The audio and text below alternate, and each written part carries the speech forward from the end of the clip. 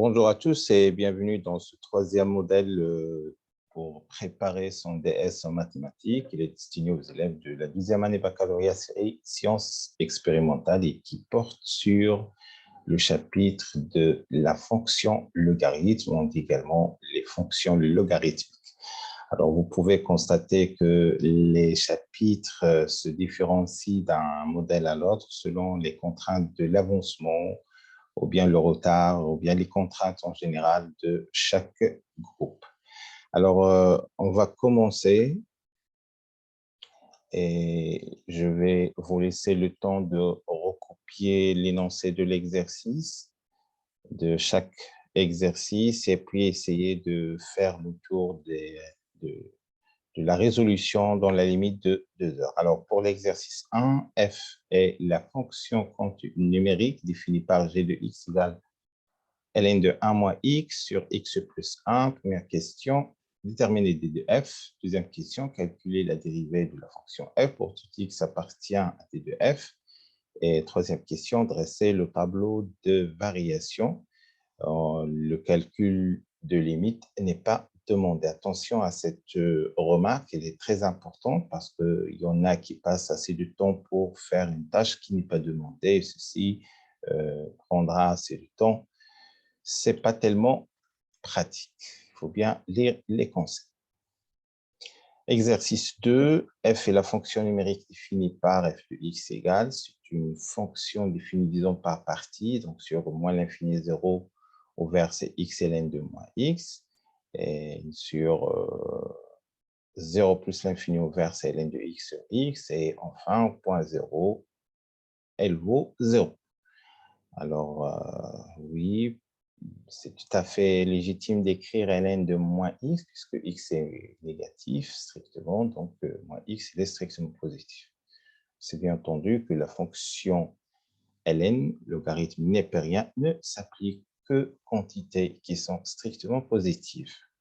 Donc, on note C de f son graphique dans un repère taux normé OIJ. Première question, l'ensemble de définitions. Deuxième et troisième question, les limites aux bornes de 0 plus l'infini. Quatrième question, question qui concerne la continuité. La cinquième question, la question qui concerne la dérivabilité de la fonction. Et la sixième question, c'est une question de type calculatoire. On nous demande de calculer l'expression de la fonction f, puis dresser le tableau des variations de la fonction f pour la septième question. Et puis l'étude des branches paraboliques ou bien les branches infinies, en particulier au voisinage de moins l'infini, et enfin la construction du graphique. On a donc l'énoncé. Voilà. Donc, je vous demande d'arrêter la vidéo pour recopier l'ensemble du texte et essayer de le travailler dans 2 heures. Donc, on se verra un peu plus tard. Alors, voilà le corrigé. J'espère que vous avez travaillé le nécessaire. Bien, alors notre fonction est bien f de x égale ln de 1 moins x sur x plus 1. Quel est l'ensemble de définition de cette fonction? Alors, x appartient à f, c'est équivaut à x appartient à r. J'aime bien travailler par équivalence. Et puis, je vais écrire les conditions. Alors, les conditions, c'est que la quantité qui se trouve à l'intérieur de la fonction logarithme devrait être strictement positive. Donc, ça veut dire que 1 moins x sur x plus 1 strictement positif. Alors, sans dresser un tableau de signes, j'aime bien travailler en exploitant la remarque suivante. Le signe en général de a sur b est exactement le signe de a fois b. C'est une technique très, très pratique. Je répète, le signe de a sur b est bien le signe de a fois b. Et donc, le signe de 1 moins x, facteur de x plus 1, est bien le signe de trinôme 1 moins x, x plus 1. Et donc, dire un trinôme, ça veut dire qu'il faut tout simplement citer les deux racines, à savoir dans ce cas moins 1 et 1, attention au signe de A, et appliquer la propriété classique, le signe de A, à l'extérieur des deux racines, à savoir moins 1 et 1. Voilà donc notre tableau des variations. Voilà le signe de A à l'extérieur parce que le A, elle est négative. Donc, ça donne, en gros, c'est moins x carré plus. Et donc, là où il est strictement positif, regardez, c'est moins 1, 1. Donc, le domaine de définition est l'intervalle ouvert moins 1, 1. Pardon.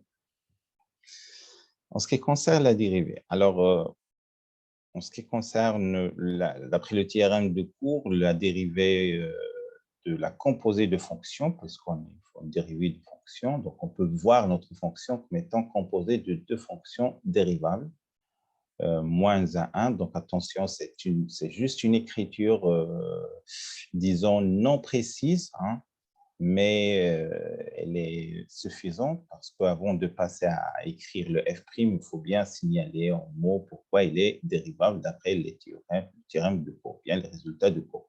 Mais si la consigne ou bien si la question était justifiée ou bien pourquoi la fonction elle est dérivable, alors ça c'est une approche, on va appliquer correctement le théorème qui pourrait nous donner la dérivée de la fonction composée. C'est-à-dire, on commence par recherche l'image d'un intervalle donné, hein, et puis voir la dérivée. Est-ce qu'elle est dérivable sur chaque fonction qui compose la composée devrait être dérivable sur un intervalle de 1. Mais en gros, on peut dire comme réponse, f est considéré comme étant composé de deux fonctions dérivables sur l'intervalle moins 1, moins 1 ouvert, alors elle est dérivable. Alors, en ce qui concerne le pratiquement, c'est que ln de E', c'est en général E' sur U, hein, E' sur U. On peut travailler par la valeur absolue, mais ce n'est pas important, puisque les choses sont bien définies. Le rapport est strictement positif, donc voilà. Et finalement, ça va donner ceci. Alors, je tiens également à souligner cette petite astuce assez pratique. Ça concerne la dérivée de la fonction homographique, à savoir Cx à AB, de Ax plus B sur Cx plus B. Alors, pour dériver cette expression, donc je vous propose, pour question de gagner du temps, d'utiliser A, B, c'est-à-dire le déterminant. C'est une technique, hein, ça n'a rien à voir avec les mathématiques, mais c'est pratique. Sauf qu'il faut bien avoir le AX plus B sur CX sur B et non pas B plus AX. C'est ce qu'on a fait ici. Attention, on a changé de position de X. Je vous laisse voir.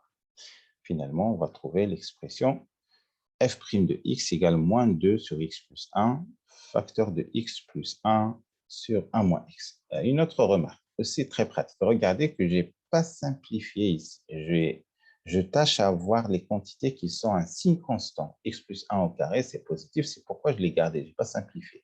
Pour garder enfin moins 2 qui est une quantité négative strictement.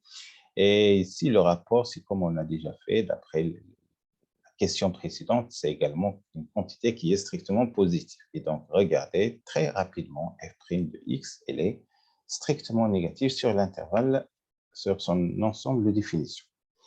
Alors, il nous reste à calculer les limites pour achever le tableau des variations. Alors, point 1 moins, à droite de point 1, à gauche, on trouve ceci, d'une part 0 plus et plus l'infini. Donc, finalement, on utilise les résultats de cours. Ici, on remplace x par 1, ici par x par 1, ici par x moins 1.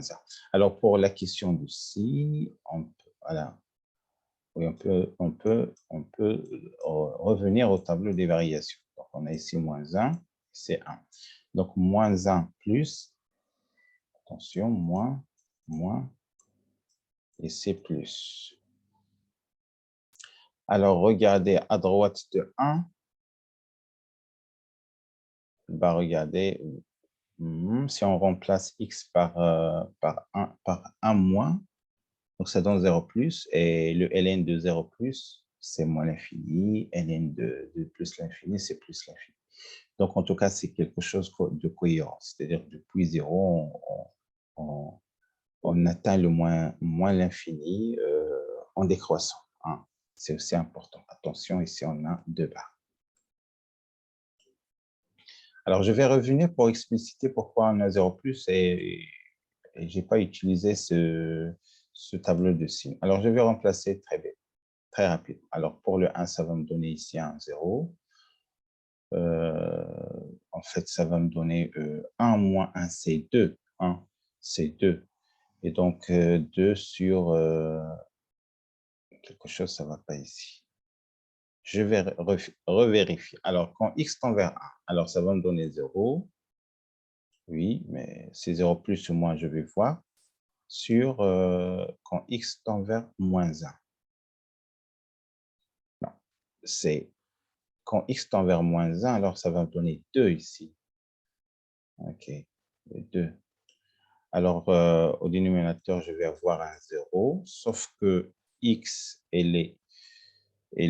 comment elle est strictement inférieure à moins 1. Ça va me donner quoi? Ça va me donner que x plus 1, elle est strictement négative. Et donc, c'est 0 moins. Donc, 0, 2 sur 0 moins, c'est moins l'infini. Ah, pourquoi ça? Ah, je vois l'erreur. Alors, en fait, on cherche, regardez, moins 1. C'est moins 1 plus 1. Donc, on devrait ici avoir un plus. Voilà. Et pour le 1, on devrait moins 1 moins. Ici, c'est 1 moins. Voilà, donc attention à cette petite maladresse, mieux écrire les choses correctement. Donc, on va voir ce qui se passe à droite de moins 1 et à gauche de 1. Hein, à gauche de 1. Donc, ce qui va nous donner les résultats. Donc, à vérifier cette petite imprécision. Je vous laisse le soin. Deuxième exercice, on considère la fonction définie par f de x égale. Alors, quelle est la première question? Pourquoi cette fonction voilà, le domaine de définition. Alors, on va voir chaque partie. Alors, pour cette première partie, pour x, on commence par là. Pour x strictement négatif, alors cette fonction est bien définie. Hein. Attention, ce n'est pas bien rédigé dans ce cas, mais je vais faire ça oralement. Alors, si vous voulez, x inférieur strictement à 0, le ln de x moins x, il est bien défini, fois x, c'est aussi bien défini, pas de problème. Et donc, ça veut dire que notre fonction est définie sur moins l'infini 0 ouvert. De même, ici, notre x, le domaine de définition, le x devrait être strictement positif et le x différent de 0. Donc, il est bien défini ici. De plus, on a l'image de 0. Donc, ce qui nous donne un ensemble de définition R tout entier. Voilà. On travaille et aura en utilisant l'union des intervalles. Moins l'infini 0, union le singleton 0, union le plus l'infini, 0 plus l'infini.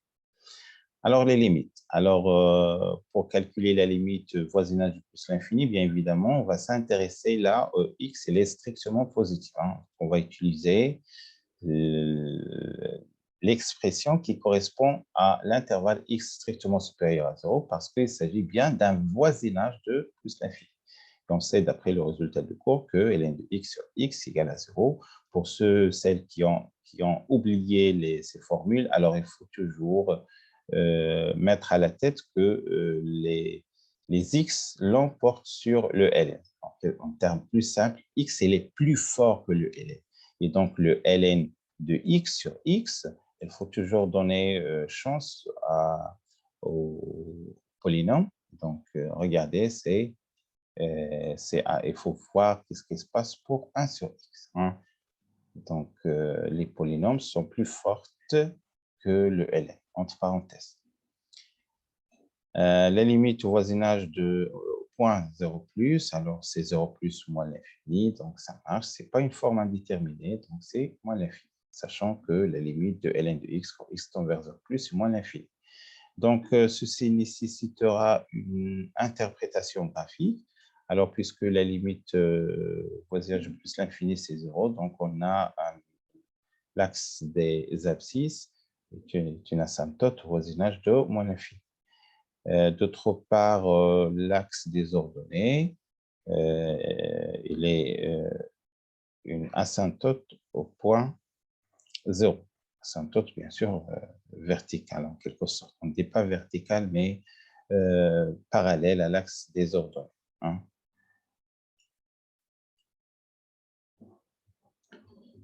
Étude de la continuité à gauche de 0. Donc, on devrait vérifier ceci. On a l'image de 0, c'est déjà 0. On devrait passer par un calcul de limite pour calculer la continuité au point 0. Hein. Donc, on cherche.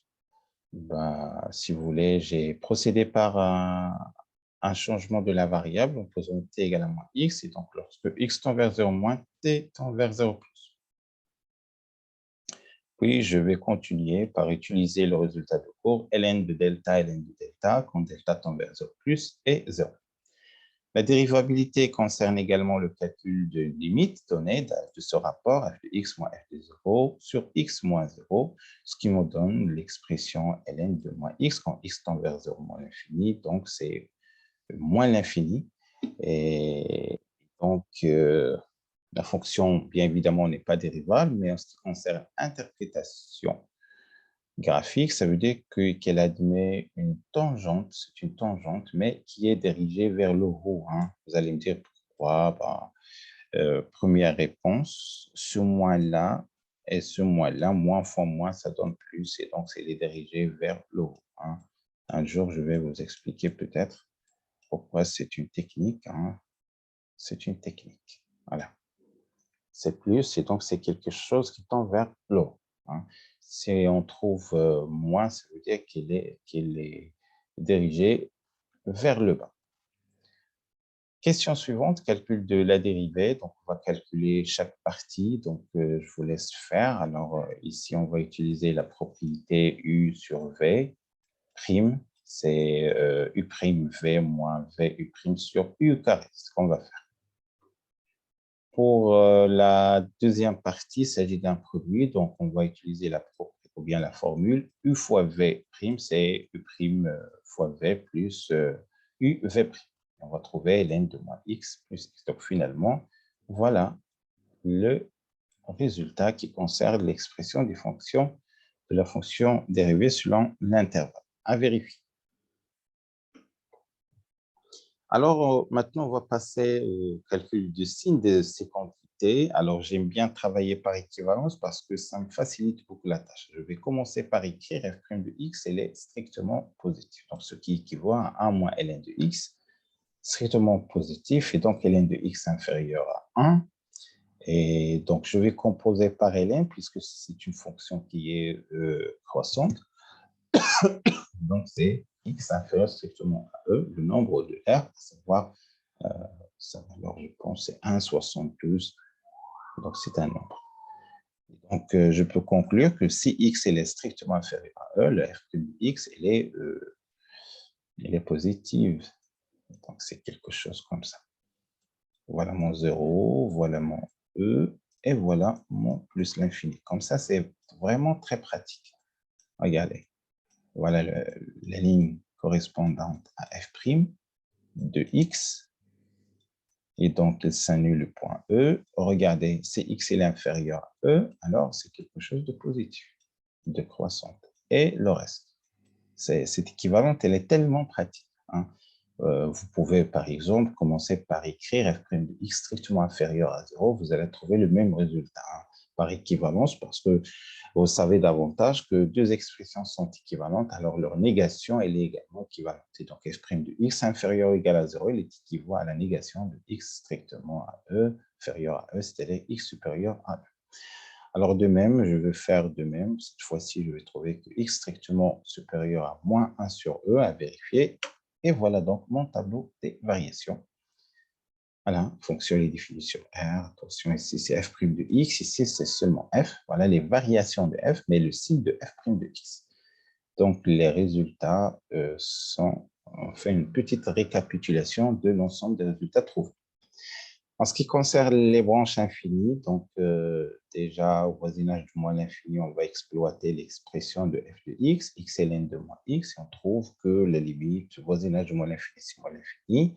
Et puis, on déclenche l'algorithme classique, on va voir qu'est-ce qui se passe pour f de x égale f de x sur x, la limite, voisinage du moins l'infini, on trouve que c'est plus l'infini, ce qui donne le résultat suivant, bien l'interprétation graphique, à savoir c'est de f admet l'axe des ordonnées comme branche parabolique au voisinage de moins l'infini. Attention, c'est très important de signaler le voisinage. Voilà donc pour le tracé. Alors, vous pouvez en déduire que ça ressemble à notre tableau des variations. Regardez. Voilà. Et donc, peut exploiter tous les résultats qu'on a vus.